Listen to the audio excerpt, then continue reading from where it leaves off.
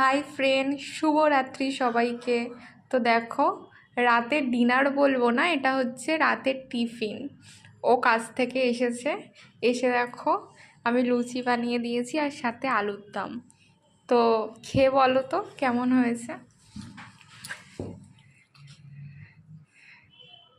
তো এমন টিফিন পেয়ে তোমার কেমন লাগছে? ভালো লাগছে, ভালো হয়েছে, সত্যি ভালো হয়েছে? খুবই ভালো হয়েছে।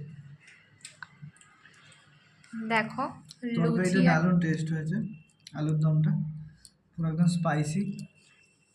তো এমন টিফিন পেয়ে কেমন লাগছে তোমার? খুবই ভালো লাগছে।